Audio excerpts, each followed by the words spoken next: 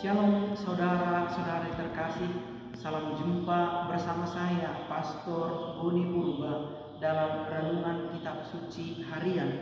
Hari ini Jumat 31 Januari 2025, gereja kita merayakan peringatan wajib Santo Yohanes Bosco, imam dan pendidik. Ayat kitab suci yang kita renungkan pada hari ini dari Markus 4 ayat 26 sampai 34.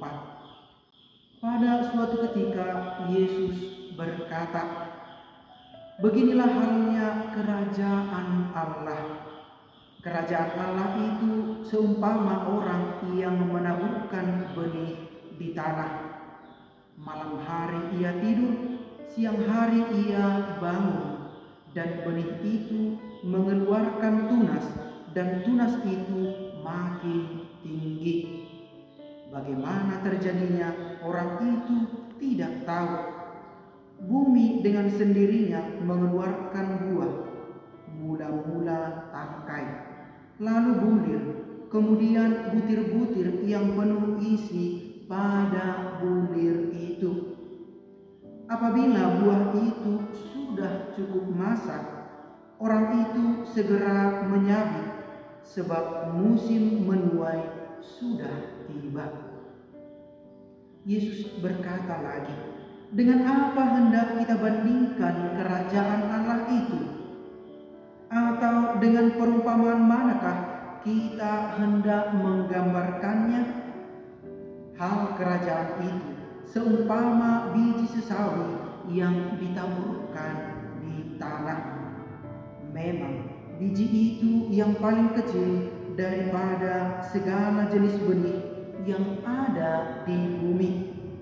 Tetapi apabila ditaburkan, ia tumbuh dan menjadi lebih besar daripada segala sayuran yang lain, dan mengeluarkan cabang-cabang yang besar, sehingga burung-burung di udara dapat bersarang dalam rimbunannya." Dalam banyak perumpamaan semacam itu, Yesus memberitakan sabda kepada mereka sesuai dengan pengertian mereka, dan tanpa perumpamaan ia tidak berkata-kata kepada mereka. Tetapi kepada murid-muridnya ia menguraikan segala sesuatu secara tersendiri. Demikianlah sabda Tuhan. Saudara-saudari terkasih, menarik kalau kita renungkan mengapa Yesus menggunakan perumpamaan ketika mengajarkan sesuatu kepada orang dan kepada para muridnya. Ada poin penting yang bisa kita renungkan dari proses itu, yakni bahwa Allah menggunakan konteks manusia untuk memasukkan ajarannya, sehingga dengan proses itu manusia semakin gampang untuk memahami apa yang dimaksudkan oleh Allah. Pada hari ini Yesus menggunakan perumpamaan tentang seorang penabur yang menaburkan benih, melukiskan tentang kerajaan Allah. Lewat perumpamaan ini Yesus ingin mengatakan kepada manusia bahwa kerajaan Allah itu saat ini sudah hadir di tengah-tengah kita. Tetapi tidak sedikit dari kita manusia tidak sadar bahwa kerajaan itu sudah hadir di tengah-tengah kita. Itu dilukiskan lewat ketidaksadaran manusia dalam melihat proses tumbuhnya biji itu sampai pada akhirnya berbuah. Tak seorang pun menyaksikannya, tetapi dalam proses itu perlahan dia mengalami proses. Begitulah kerajaan Allah itu sudah hadir di tengah-tengah dunia ini.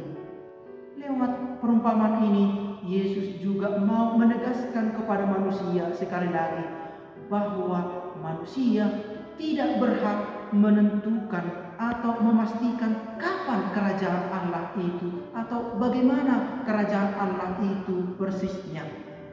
Mengapa? Karena Allah melampaui apa yang dipikirkan manusia. Rencana Allah bukanlah rencana manusia. Lalu Yesus juga menggunakan perumpamaan tentang biji sesawi. Biji sesawi itu biji yang paling kecil dari semua biji-bijian. Tetapi ketika biji ini sudah tumbuh, dia akan menjadi sebuah tanaman yang sangat besar.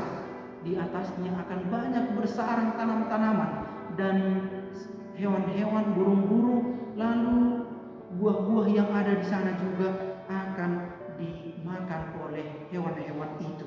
Lewat kisah ini mau dikatakan juga bahwa komunitas kecil yang dibentuk oleh Yesus lewat para murid pertama yang ada di Yerusalem, walaupun mereka kecil, kalau mereka tekun mendengarkan sabda Allah, setia menerima kehendak Allah, maka suatu hari mereka juga akan besar seperti tanaman tadi.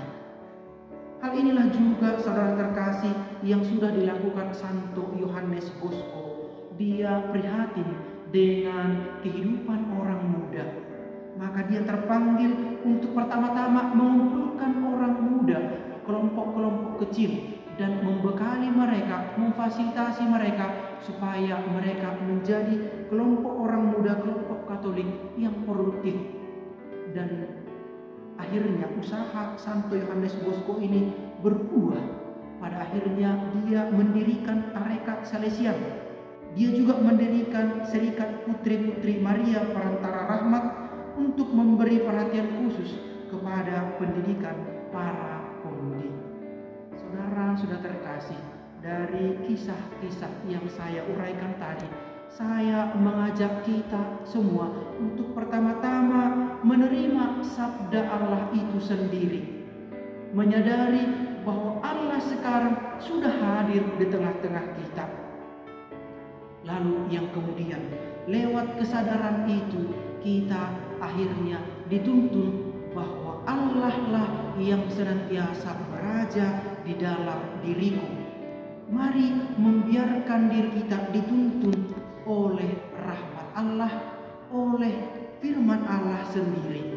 Dengan demikian hidup kita akan semakin berbuah. Mungkin lewat proses yang kecil yang kita alami, sedikit demi sedikit, lama-lama akan menjadi bukit. Mari saudara terkasih, lewat permenungan hari ini kita sekali lagi dipanggil untuk menerima rahmat Allah itu sendiri, menyadari bahwa kerajaannya sekarang sudah meraja di tengah-tengah kita. Mari kita buka hati kita untuk menerima sabda itu.